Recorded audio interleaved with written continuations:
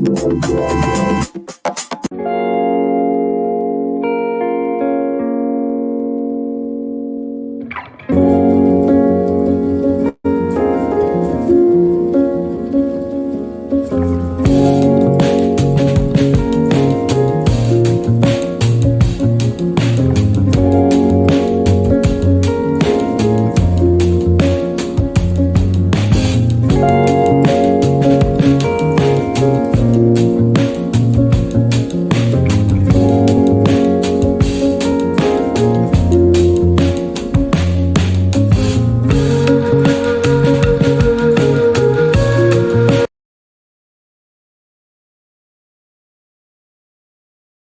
on into it.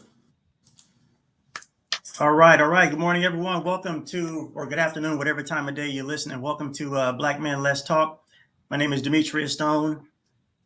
Super excited today to have a brother that I grew up with around the way in Oak Park, California, Michael Benjamin, joining us today. Mike, what's happening, brother? Hey, man, what's going on, D? Just happy to be here, man, and I thank y'all for having me. This is big. Yeah, man, glad to have you here, bro. Hey, Mike, before we jump right in, man, obviously I know you pretty well, but for anyone listening to the show, start off by tell me a little bit about yourself, what it was like growing up for you in Oak Park, what you're currently doing right now, and really what drew you to community service and working with young brothers. Yeah. So as Dimitrius said, my name is Michael Benjamin II, and born and raised in Oak Park, California. Just attended and grew up around a strong, positive, progressive Black community. Attended elementary school at Tahoe Elementary School, which they would bus a lot of the Oak Park kids to Tahoe Elementary School. We can get into that later. And then Cal Middle School, graduated from Sacramento High School. And then attended Sac City College for like a year. And then I ended up attending Howard University in Washington, D.C. And the growing up experience in Oak Park was really unique in this area because we really had this dense population of really well-rounded African Americans that were able to guide us. I sat in a lot of community advocacy meetings as a kid. My mother was a chairwoman for Black Culture Day at the California State Fair. My auntie and my grandmother served on a commission inside of Oak Park called OPAC, or Oak Park PAC, which stands for Oak Park Action Committee. My father, who was raised in Oak Park, he coached Oak Park Little League, right? And so advocacy just kind of, was just in my blood. That's what I was around a lot of meetings. My father owned a all Black theater in Oak Park. He's a drama major from Sac State, and he ended up opening Sacramento Repertory Theater in 1978. So, and that theater would actually house a lot of community conversations, if you will. So, that's what really drew me into what I do now. So currently in the current space that I am, I've just been just got a position with Sacramento City Unified School District. I'll be working in their safety department because we are reimagining what safety looks like at our Sacramento high schools, especially. So I'll be a part of that team.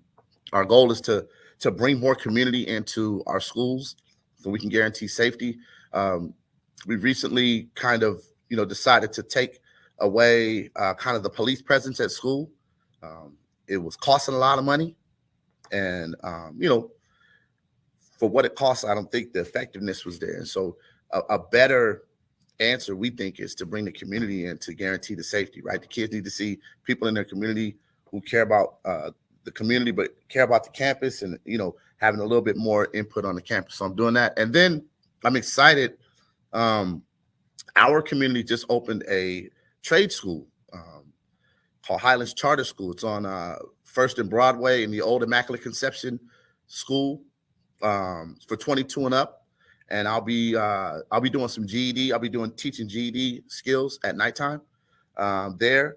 So it's something I really are grabbing our community kids and putting them in that type of thing. And then that's it, man. I currently am a general board member on the Oak Park Neighborhood Association. as well as RPT member for the Stockton Boulevard Project. And, all of this stuff is just to, in my opinion, just to guarantee that our voice doesn't get overlooked and our history doesn't get erased. And so that's basically what I'm doing right now. Yeah, I love that, my brother. Even though the time that we've spent together, we obviously the pandemic has really caused us to lose touch with some of each other, with each other as brothers and just community members. But I've learned some stuff about you just in that brief introduction that I didn't even know about you, man. And me and you, man, we could probably have a whole nother conversation about the police presence in schools. But um, I would love to reconnect at some point there. Maybe that's a talk for another discussion on this podcast. But yeah, police presence not only costs a lot of money, it costs a lot of people their peace of mind as well. One thing I've had the opportunity, Mike, in my prior role with another youth organization, was talk with the law enforcement officers, and I learned that many of them, that's kind of it's kind of like the Oasis assignment. None of them really want to be on. They didn't join to be on campuses. I heard them say things like it feels like it's babysitting. So when you don't want to be there, it really creates tense situations. So I'm super glad to hear, brother, that you're part of that safety plan on school campuses and reimagining what safety, physical and mental safety, emotional safety looks like on campuses. Yes. So super happy to hear that. Bro, you mentioned a little bit about Oak Park Little League, and I know we talked a little bit pre-show. Thanks for clarifying, Michael Benjamin the second. I definitely want to give props to your dad. Definitely got to know him when I was a kid as well. Yeah. Your brother Marcus, younger brother Marcus, phenomenal baseball player. I had the opportunity to coach him. I think I was maybe only 10 years older than him. I was fresh out of the military, but yeah, tell me about your experience. We talked a little bit, but what playing Little League ball did for you and what you felt like it did for the community. So can you talk about that a little bit? Yeah. And so, we and before I'm going to get into that, but what happened is that that picture that's a unique picture. I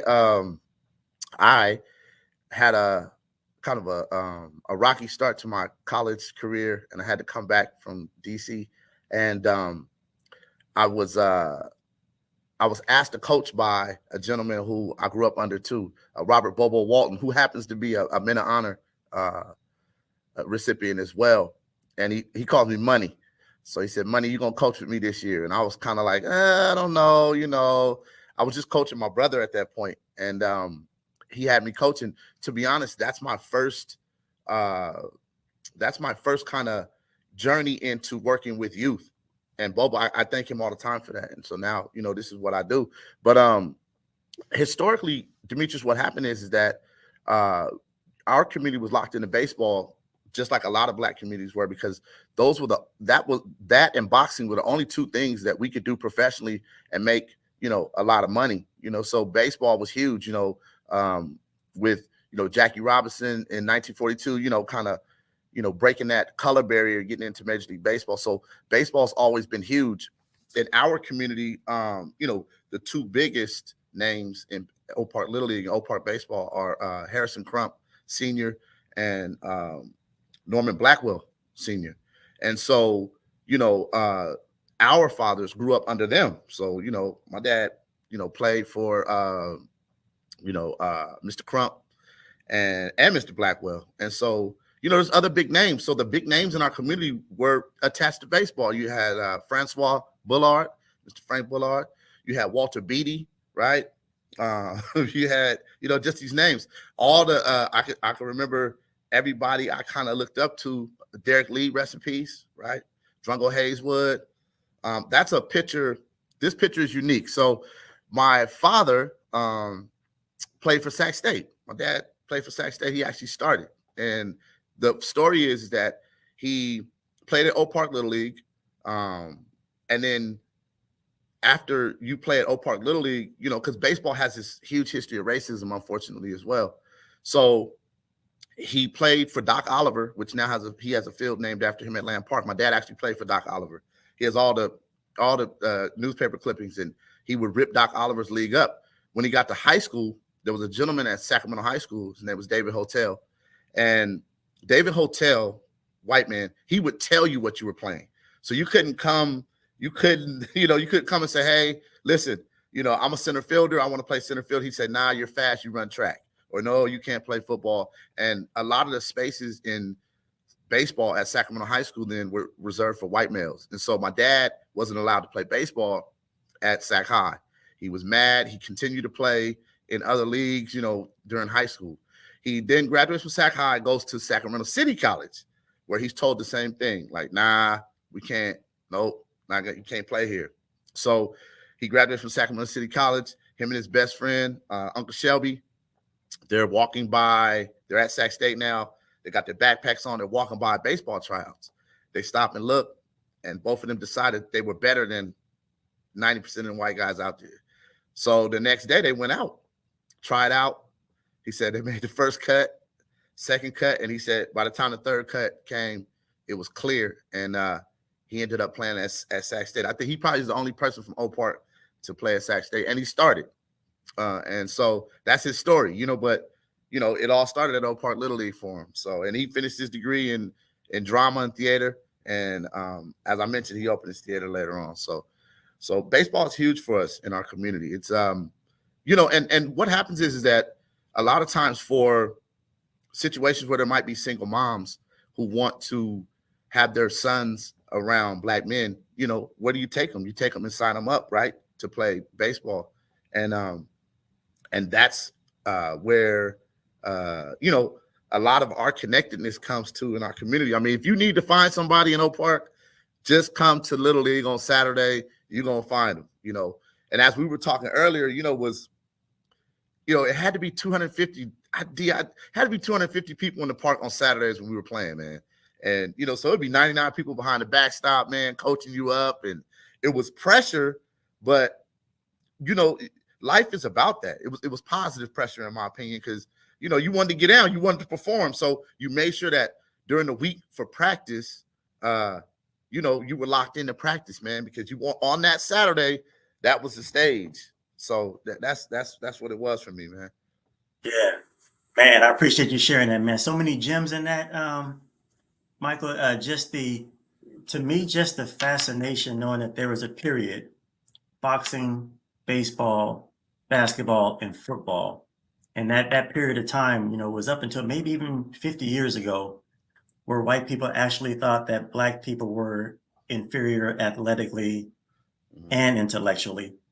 Now you fast forward to today, at least athletically, it's just the opposite. It's fascinating to think there was a point that we think that black men couldn't compete with white men on the athletic field.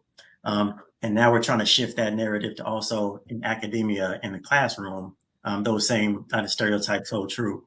One other thing you mentioned, I definitely want to touch on is that was a place where many of us young brothers found our first role models. For many societal reasons. Obviously, many of us grew up a single parent household with a mom. Man, you mentioned some names, Norman Blackwell, Frank Crump. Interesting story. I play in a senior softball league. It feels like we age him like 10 years, every 5 years, man. I play in a senior softball league with Norman Blackwell Sr. and Juan Blackwell. I saw him on the team a couple of weeks ago, and we got to talk about Oak Park Little League and how that seemed like, well, that was a generation or two ago. And here we are, still at it. Yeah. So, yeah, that's great, man. That's the place we found our first role models. I actually played for my dad, which was a challenge in and of itself. And I see a lot of young brothers, getting into sports or coaching their sons or coaching their daughters even.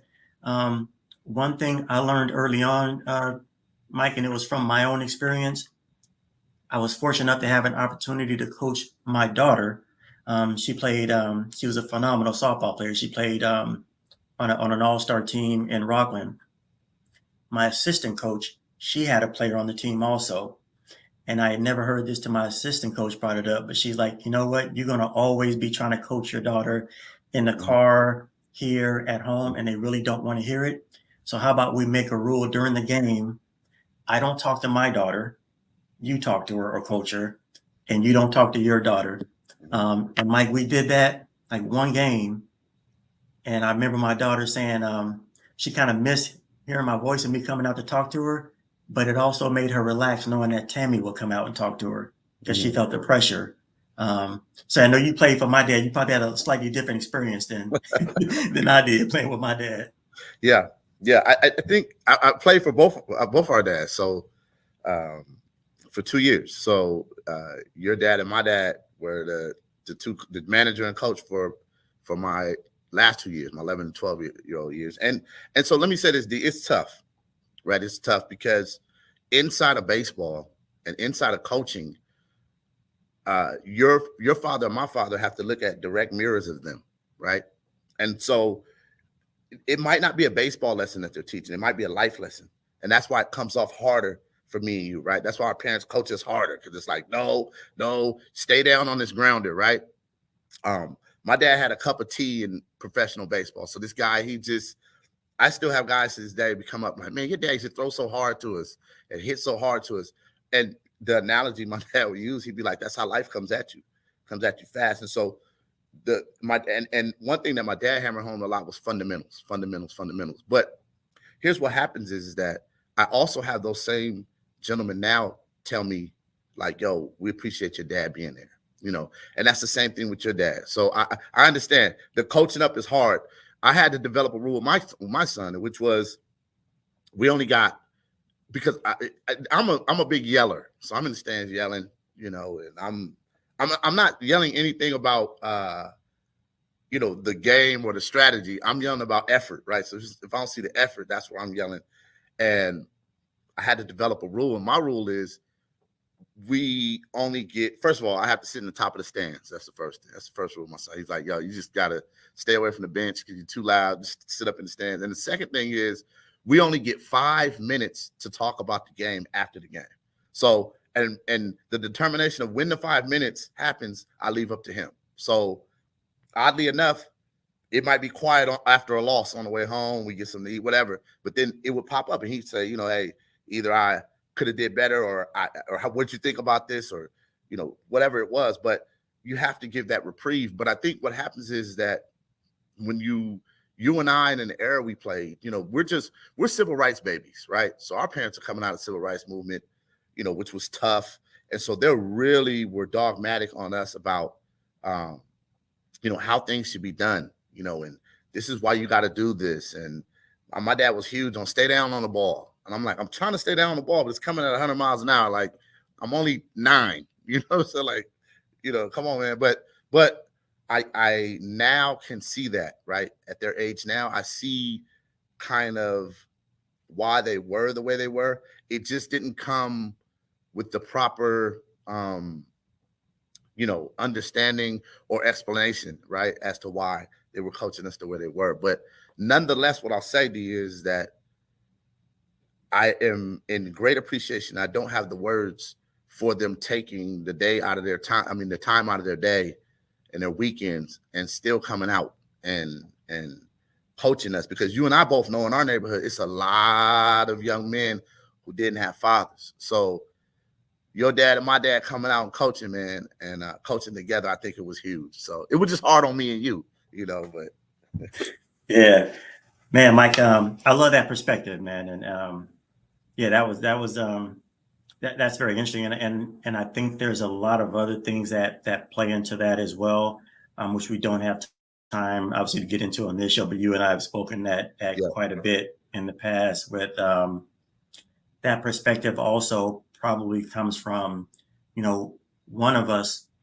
continuing over the past 30 or 40 years to have a relationship with our dad, yeah, and having an opportunity to hear some of those things that I was trying to teach you when you were younger, and one of us probably not, and holding a little bit of that animosity, anger, bitterness, which I think plays a huge part in that too. But man, I love that perspective, and I love that 5 minute rule you and your son got. yeah. It's 5 minutes, man, because if not, then it'll be you know, you so 5 minutes, that's it. We're done. We put the timer on and everything. It's like, Yeah. so yeah.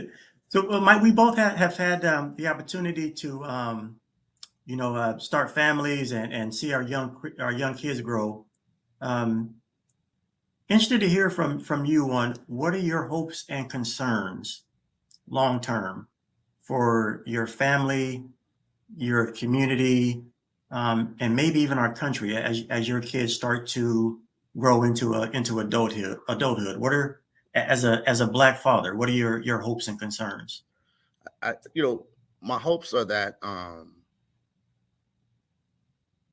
the hope you know is that you instill in your young person um the want and need, what I'm saying, to continue to do what's right. We have this hope that things will kind of shift, right?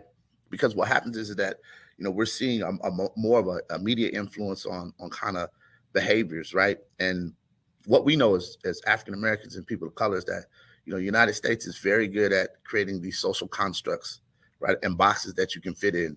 And for us, they're not positive boxes. So one thing I do is when I work with the youth, I have a whole workshop I do on identity, right?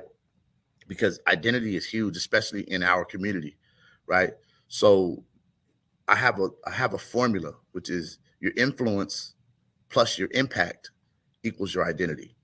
So, you know, raising mine, that's what I told them. You know what I'm saying? It's like, look, your influence, how are you influencing things? Is it positive? Is it negative? What is the impact of that influence? Add that all up, and that's what your identity is going to be. And so, to just kind of create those touch points, right? And I'm hoping that they'll continue to develop your identity, because it's a ever growing thing. And I think what happens is that there's a kind of a psychological concept which is called arrested development. And what happens is that a lot of people, their development and who they become, who they're going to become, and who they are, it gets arrested at a certain age. And so that's why you see these 45 and 50-year-old cats running around still acting 17 and 25. Their development got arrested at that age, right? And there's different, kind of there's different things that cause that. You know what I'm saying? A lot of times in our community, it's incarceration. It could be drugs. It could be gangs. It could be, and so people apex, right? They come to kind of or they feel like they come to the top of where they're supposed to be in life, and they stay there. They stay there. So it depends on what that experience is. Where did this person peak in terms of, popularity, development, who they are? That's kind of where their development gets arrested. I think for people like myself and people like you, we understand that, we're going to keep growing, right? And when you keep growing, you continue to have that hope, And so I have a theory, which is you're defined by the last big thing you do. So look at what that last big thing is, right? So, and that's what you're defined by. And so in terms of talking about hope and keep trying to reach and continue to do positive, good, big things. And then what happens is that your development will then reflect that, and that'll give off what you do. Yeah. So Yeah, love that, brother. Love that. I was never familiar with that social construct that you brought up, arrested development. yeah. Makes perfect sense. I've always known that whole concept, and how we sometimes our growth is stunted, but never was aware that there was actually a phrase put to that. Mm-hmm. Um, Mm-hmm. I think a lot of us, it's almost like a history and a music lesson here. I remember the musical group, Yeah. Arrested Arrested Development, and development. Yeah. Yeah. so now it's interesting to know that that's probably where the name of that group, because they were a very socially conscious, Mm-hmm. and aware musical group. So Yeah. yeah, man, that's good stuff. It's good stuff. Hey, Mike, a lot has happened the past um, 5 or 10 years in this country that a lot of people would say has taken us backwards. Some would probably argue that, yeah, we didn't really take us backwards. It was just some stuff that was uncovered that many of us had our head in the sand. But To what extent, whether it's the last two presidential elections, whether it's the Me Too movement, or whether it's the Black Lives Matter movement and all the things that led up to just that whole summer or year of 2020, 2021, to what extent have those recent events impacted your life and how you move in this world today? Yeah, that's I think, you know, it's funny because when you look at kind of the historical landscape, you're really going to have to probably have a history book that just covers 2020 and 2021, right? So much happened. But when you look at the landscape of everything, I'm like super. I look at how things affect me and my people, straight up. I do that first, right? I know I'm an American, but I look at, what I'm saying, how it affects Black Americans first and foremost, and everything you mentioned. When you look at the outcomes of everything, we we didn't gain anything, right? We didn't gain anything. If you look at, Black Lives Matter, for example, what did we gain, right? What did we really gain? There's no legislation that they created. There's no first time home buyers program. I don't even see them doing free breakfast, free food, uh, any type of anything, right? And so again, America is masters at taking your culture and selling it back to you, right? And so, you look at a movement like that, and then you ask yourself, okay, well, at the end of this, right? Because you did use our name at the front of this, right? And if Black Lives Matter, you know, um, where's where's the hard stuff? Where's the stuff that's gonna help us advance, as you were talking about with hope? Where's the hope that came out of this movement? And you can't really find that. Same thing, people are quick to put us in the front of movements, right? But in the back of the results. So it's like, at the same time, Black people have to be careful attaching themselves to certain things, right? These movements, without first talking about what the outcomes are going to be for us and our people. Other people don't do that. They don't Me Too and Black Lives Matter. And, the fact that you have to have a movement called Black Lives Matter lets you know that this country believes that Black lives don't matter. Um, this presidential election was hilarious because you really got to see what the framers of the Constitution really look like. That's what Donald Trump reminds you of, right? This is what we really, really, really look like. This is what the framers. This is, if you ever wanted a picture of John Hancock and all the. This is the guy. He comes from a place of privilege. Hasn't had to work. None of that. So what happens is that it's always going to be hard for people like that to help poor people from a place of privilege. It's almost impossible. And so for anybody looking for a hand from him, it's just ain't gonna happen. And what I think has happened is that it's stirred up, old thought processes, from white people. It stirred it up, right? It brought it back. They were able to go to those, you know, those old photo albums of grandpa and grandma and everybody else who was, grown up in that, Jim Crow era, right? And they were able to see that this is really real. And so I think the difference now is that now a lot of the racism, most of the racism is captured on camera now. So people are being presented right in front of them with the actual facts. Like, look, here it is. Like it's not even the 1940s and 50s no more. This is 2022, and racism is still alive. Matter of fact, I might argue that it might be even more alive now. So I think in terms of how I move outside of that now is that you're a lot of people are more informed. And so now, what I'm doing is I'm challenging Black people on the fact that now that you are more informed, what are we going to do about it? Right? You can't no more, before, it was kind of stories that we heard, right? Like, oh, my grandparents and my aunties would tell me stories about, racism in the South and things of that. Now you get to really see it. So now the question becomes, what are you going to do about it? And so that's kind of how I approach it now, right? I'm a lot more confident because everybody, it's a click of a button and you can see how this racism is unfolding, right? And it is what it is. It's always been here. It's always been here. It's just now you can see it, and so, now's the time for us to galvanize. Now that we know the threat exists, to galvanize, come together, build our own, create for our own, and be able to stand on our own too. So, yeah. Yeah, I love that, man. That's real talk. That's real talk. I think one of the things that you mentioned, so much of that resonates with me. When we talk about, I think social media has just made it easier for everyone to post their feelings on being an activist online. They post something on Facebook or Twitter, pray for this organization, or we need to do this, or stop this, or we need to stop Trump or do this, and then they put their phone down and go on about their day. Mm-hmm. You haven't really done anything but shared an opinion. Where's the action behind that? And I think a lot of people, not that we shouldn't protest for legislation and change and all the things that make this world unjust.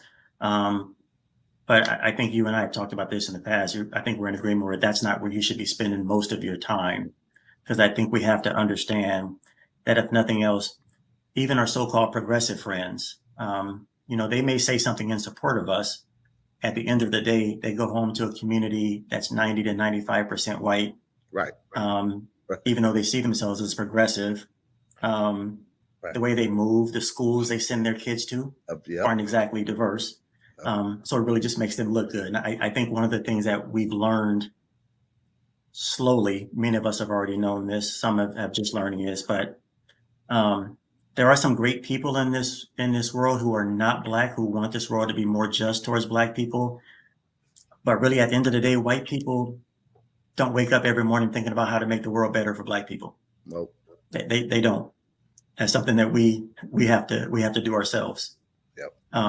If you're in a place of privilege, why would you not want your kids to have that same privilege when you grow up? You're not going to make the things better for everyone else. I think that's one of the things that I've seen as well. Yeah, and so I don't allow white people to use the word ally, right? Because ally is someone who can they want to help you get free, right? Because they feel that bondage is not fair, and you're not beating humanity, this, that, and the other. But when you get free, then they're like, you can't live around me. But I don't agree in how you were being treated.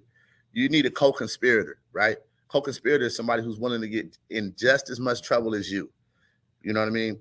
That's those are the real. If you want to help us outside of being Black, that's what we need. We don't need an ally, because the ally is somebody who can walk away from the movement at any time, right? And leave you continue to hold the bag, right? So it's everything but the struggle. People like to be attached to everything but the struggle of being Black. So they want to be attached to the music and the food and it's like you said, right? So you get to come into the community, help out, for a little bit, and then you get to drive back to wherever it is, you really live. And then you also get to tell those white people about what you did, right? Oh, I work in the inner city with these kids, and it's almost like a resume builder sometimes. So I have a problem with that. It's like, if you're really going to be down, you really want to help, then you need to stay in this. So I don't do the ally talk. You know what I'm saying? I do that. If you're really down and you really want to get in trouble, because that's what it is. We're being, they don't know what it's like to be vilified just for the color of your skin. Like, that's tough, right? Like you're being made a suspect for waking up. I just woke up this morning, right? Walked out my door, and when you don't know those feelings, it's kind of hard to, explain, So yeah, so I agree with you, D. Like, you can't, we can't allow that as a people, right? Like, when you go to help other communities, they put you through the ringer, right? They want to know what you're there for. They want to know the whole 9 and 10, and sometimes Black people are so quick to allow others to latch on and become a part of the movement. And what happens is they then take your movement over, right? And then, you don't own it anymore. And I think that a really good example of that is this Black Lives Matter. You know, they raised insane amounts of money, right? And you know, one of the biggest problems we suffer with is displacement, gentrification, right? So where's the first time home buyers program, right? With all the money raised, where's, you know, bill assistance, where's anything, you know? But this movement on the front end has Black Lives Matter, right? So where did we benefit as a people? And you know, a lot of the people on the back end of this, on the part that started this, don't look like us. So yeah. Yeah, I love that, my brother. That's kind of one of the reasons why I've moved around to a couple of different organizations, youth serving organizations, trying to find that home. I've just learned that Yeah. a lot of people who aren't Black want to, as you said, be part of the movement. What I like to say is they want to be the hero in the story. Look, I joined this organization and I'm helping all these young underprivileged kids, and they use those words: underprivileged, underserved. And I've learned that many of them, the reason why they join, actually, when you start talking to someone, you find out just from hearing from them, they start talking about what it's done for them. It's helped realize their privilege. Right. It's helped them understand that they are fortunate. And I just want to interrupt them and say, this ain't got nothing to do with you. I didn't Right. want to hear about what it's done for you. Right. What has this done for the community? But yeah, I think they often want to play the hero. And they may even be threatened by, if Black people can lift themselves up by themselves, as they like to say, that poses a threat to them. So yeah, I've learned that. I've seen that firsthand as well. Yeah, and let me say this: you know, don't feel any type of way for, you know, finding what's best for you. So you've been with these organizations, but you had to find something different. My father taught me, he said, man, never get comfortable on the plantation, ever. So what happens is, at the end of the day, is that's what it is. Because I do, you know, we work in the same vein. So it's like we do the same thing. And what happens is, you don't find out certain things until you really have to unearth and dig. And then once that happens, you're like, oh yeah, nah, no, we don't get down like that. Like, and I gotta go. You know what I'm saying? Fundamentally, because one thing you and I realized, and we talked about this before, is that, you know, for whatever it's worth, you know what I'm saying, that Stone last name, that Benjamin last name is worth something.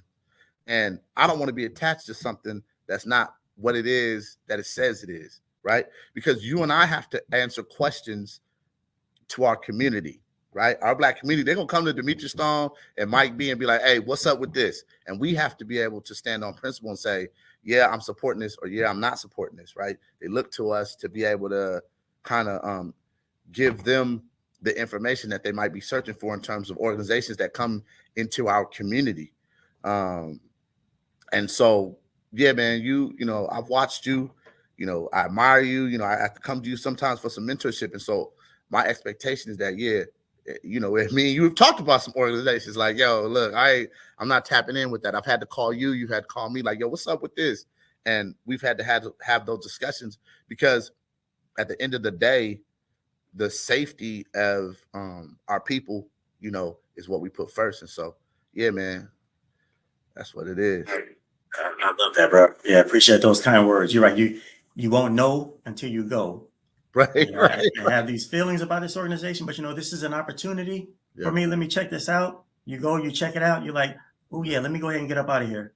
Yeah. So this No, you got to is a bounce, good man. learning experience. No, you have to bounce. And you know, you and I talked about this too. And I talked about this with Sister Rowe too.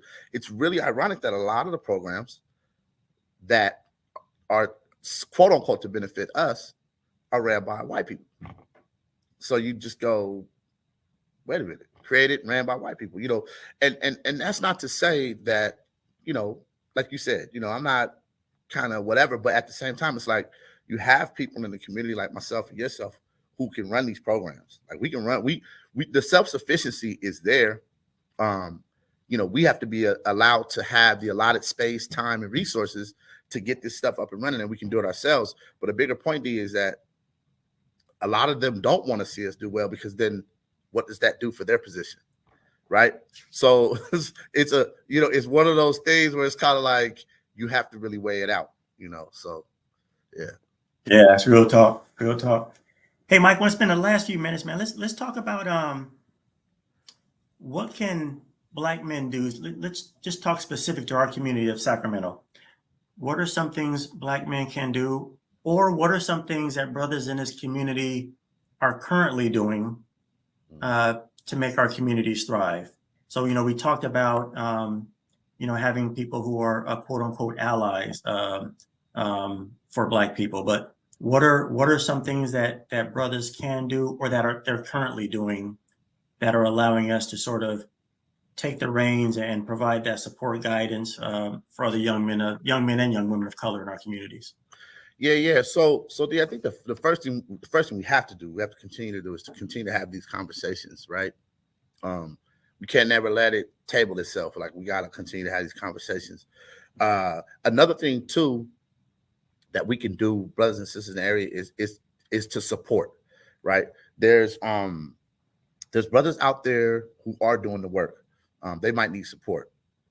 There's a picture that I sent Sister Rowe of a young gentleman, me and my brother are on either sides of him. His name is Julius Douglas. He's also a man of honor, and he's from Oak Park. He has a nonprofit called Seize the Moment. And what I've done is I've supported him. There he is. Yep, right.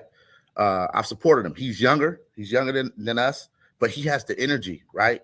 He has the ears of the youngsters that we're trying to reach. And so, as opposed to me being some older, bitter Black man, like, I've really been able to just listen to him.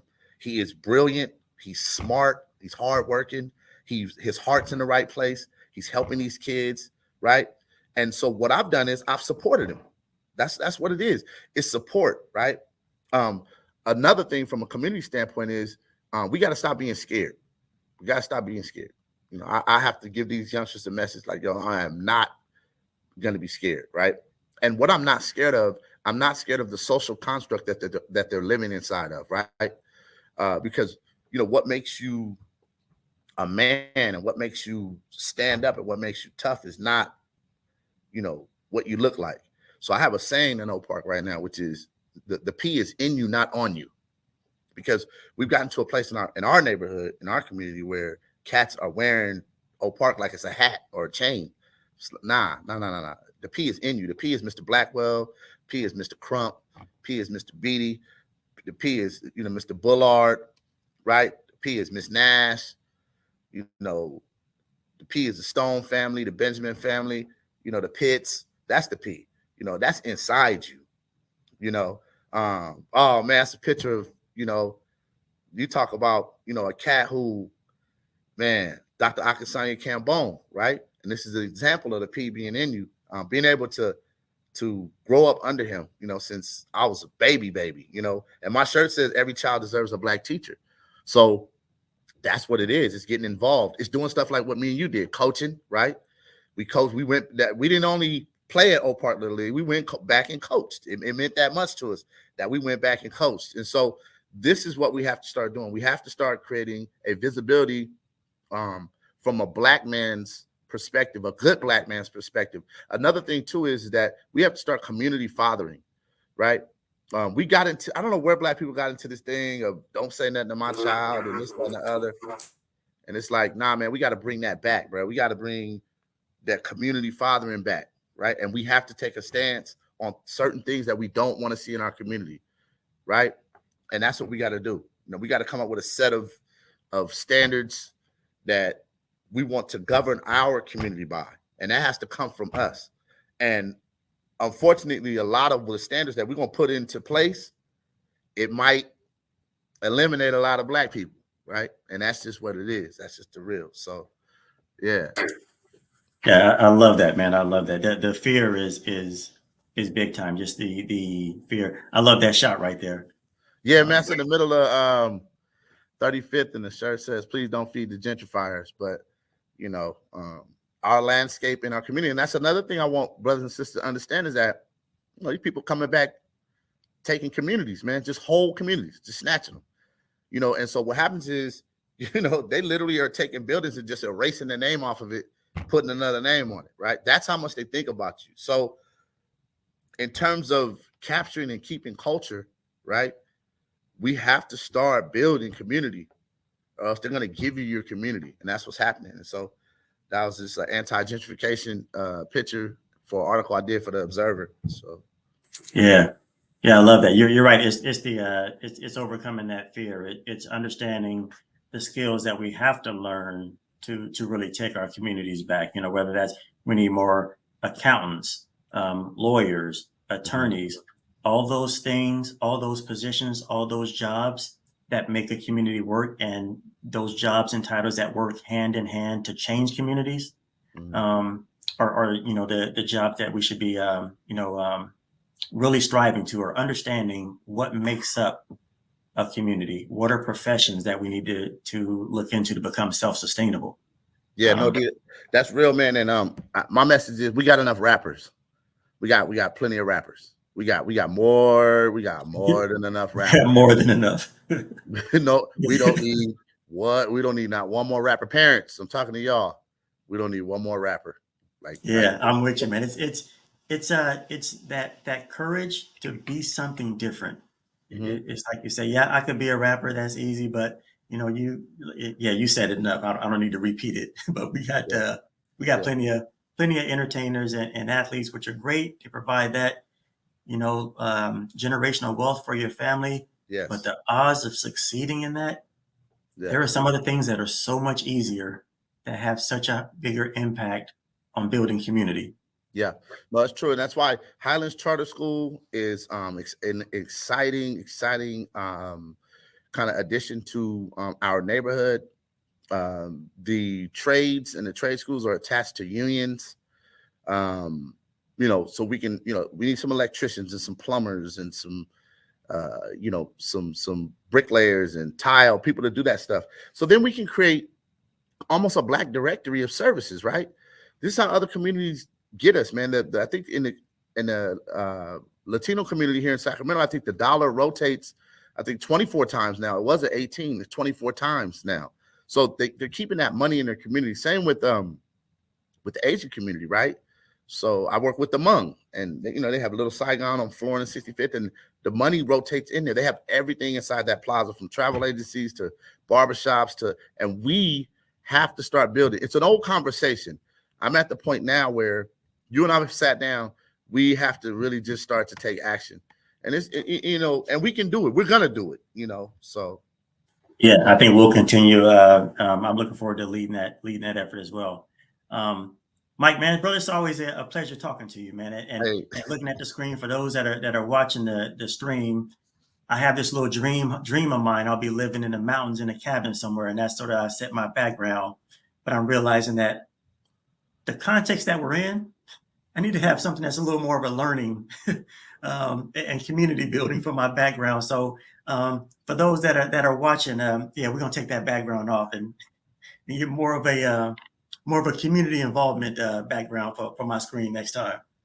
oh yeah, bro. 'Cause we need But you, man. We need you, man. You're a general, man. You're lieutenant, sergeant. You just the way. And I'd have to tell you that because my brother says the same thing. Yeah, we have pops, but we look at people closer to our age who we admire, and so you're one of those cats, man. And so we definitely need you to and do the mountain thing, man. Hey, listen, sometimes I want to get away too, but man, at the same time, man, just make sure we can at least call you. You come back to the hood, man. We need you, man. yeah, But that's yeah, a retirement goal. I know. But no, but in all seriousness, man, we are at a phase where you know what that 2021 too is.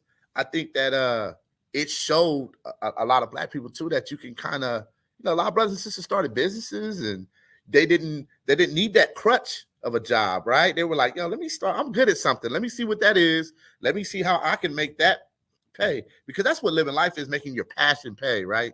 That's what we all want to do is whatever we're passionate about. We want to see how we can make that sustainable to where we can live on that. And I think that's a good thing. But we now have to bring all those together and see how we can create. Me and my brother just joined All Black Bank, man. We was just like, you know what? Let's just jump off the cliff. Yep, Greenwood Bank for all those interested. I think it's named after the Greenwood Archer and Pine community in Tulsa. And actually, that's for a whole nother show. But that's how my family got to Oak Park. My grandmother was born in Tulsa, and so after the bombings, they had to move, and they ended up moving to Fresno, and then my grandmother moved to Sacramento. But just things like that. D, start seeking out. You know, is there a black bank? Is a black plumber in the area? Black electrician? You know, you need something done at the house, mechanics, whatever it is. Start just feeding our community, right? So we can see, you know, the sustainability. Yeah, and with the internet and social media, there is and online banking. There's really, no reason, myself included, for none of us to not have some account, checking account, money market account, savings account, a retirement vehicle, on with a black-owned bank. Yeah. You can do that online. So, Yeah. Mike, brother, every time I talk to you, man, I have a whole lot more hope. I rarely have conversations with brothers that I have with you, and every time we chat, man, I just feel so much. I feel so much smarter, and just the discussions we have. So, bro, I appreciate you, man. No, I appreciate you. Thank you. I want to thank Earth Mama Healing, Yep. Yolanda Wilkins, man. Thank you so much for providing this platform. We got Men of Honor coming up. I believe this will be I don't want the 11th. I believe I don't want to misquote. If all of you that don't know is the sister and a brother named Keon Johnson that came through to honor men from the community who are doing work. I myself am a Men of Honor recipient, and I always tell Rolanda it's the best award I ever got. My father as well is a Men of Honor recipient. Dimitrius Stone is a Man of Honor, and so it means a whole lot. We love the community support. We want to make this to where it's self-standing, right? We don't want to go. We want to be able to do this honor and have it housed inside of us to where we can do this ourselves. It's time for brothers to step up, and so we're gearing up for that. I believe December 17th, 2022. Look out for that. Man of Honor. You know, it just feels real good. So, yeah. Appreciate that plug. Appreciate talking to you, Mike. And man, let's definitely catch up over some coffee or lunch sometime, brother. So we will, man. And we have to continue to start these conversations more. And I'm gonna be reaching out to sit down with you a lot more, man. I really am. let's do that, brother. Love you, man. Love you too, man. Take care, bro. Peace.